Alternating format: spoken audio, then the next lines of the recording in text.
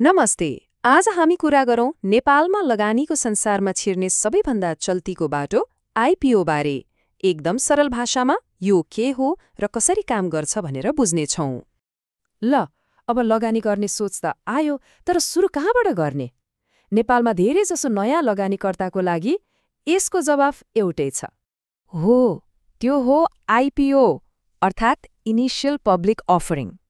खासमा यो भनेको के हो भने कुनै प्राइभेट कम्पनीले पहिलो पटक आम मानिसलाई आउनुहोस् हाम्रो कम्पनीको सानो हिस्सा किन्नुहोस् भनेर शेयर बेच्ने प्रक्रिया हो।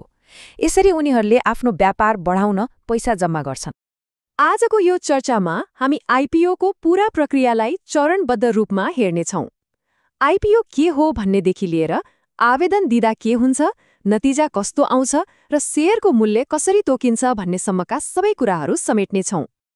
ल सुरु गरौँ पहिलो प्रश्नबाट। आखिर मान्छेहरू किन यति धेरै आइपिओ भर्न मरिहत्ते गर्छन् त?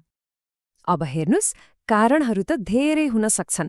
कसैलाई भविष्यमा पैसाको अभाव नहोस् भन्ने चिन्ता छ, कसैलाई थोरै लगानीबाट राम्रो फाइदा कमाउनु छ, अनि आर्थिक रूपमा स्वतन्त्र हुने सपना त छँदैछ। बढ्दो महँगीको मारबाट बच्न पनि यो एउटा राम्रो उपाय हुन सक्छ।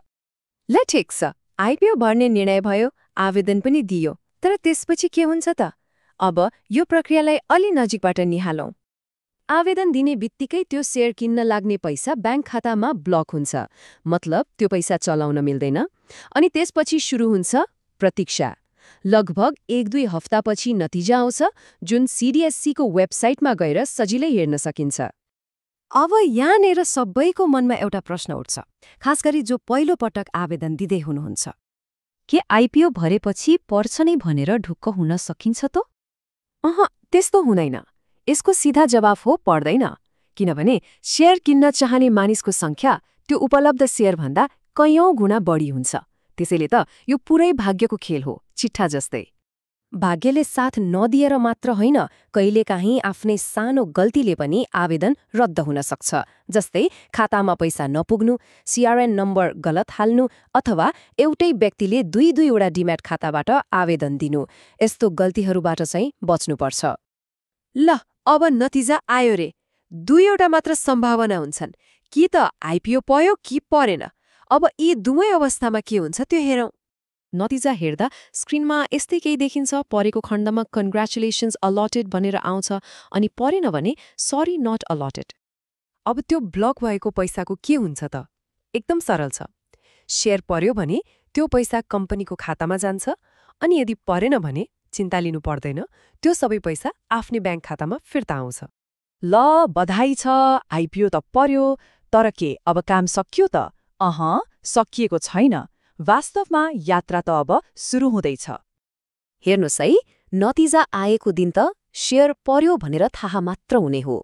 त्यो शेयर डिम्याट खातामा आउन लगभग 1.5 महिना जति लाग्छ।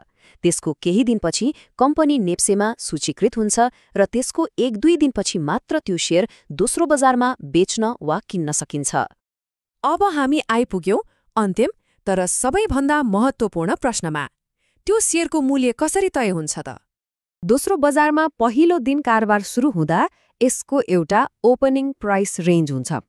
यो रेन्ज जथाभावी तोकिँदैन, बरु कम्पनीको गत आर्थिक वर्षको प्रति शेयर नेटवर्थको आधारमा निकालिन्छ। एउटा उदाहरण हेरौँ न। मानौ कुनै कम्पनीको नेटवर्थ प्रति शेयर 150 रुपैयाँ छ भनेपछि पहिलो दिन यसको कारोबार 150 रुपैयाँदेखि लिएर त्यसको 3 गुणा अर्थात् 450 रुपैयाँसम्मको बीचबाट सुरु हुन सक्छ। पहिलो दिनको कारोबारपछि भने मूल्य पूरै बजारको हातमा हुन्छ। मतलब किन्ने मान्छे धेरै र बेच्ने थोरै भयो भने मूल्य बढ्दै जान्छ। ठिक उल्टो, बेच्ने धेरै र किन्ने थोरै भयो भने मूल्य घट्छ। यो सीधा माग र आपूर्तिको खेल हो। ल त आइपिओको बारेमा यो आधारभूत जानकारी पाएपछि अब बजारमा प्रवेश गर्न अलि सजिलो होला। तर एउटा कुरा के याद राख्नुपर्छ भने यो त केवल सुरुवात मात्र हो। वास्तविक यात्रा त अब सुरु हुन्छ, जहाँ सही जानकारी र सही निर्णयले लगानीको भविष्य निर्धारण गर्छ।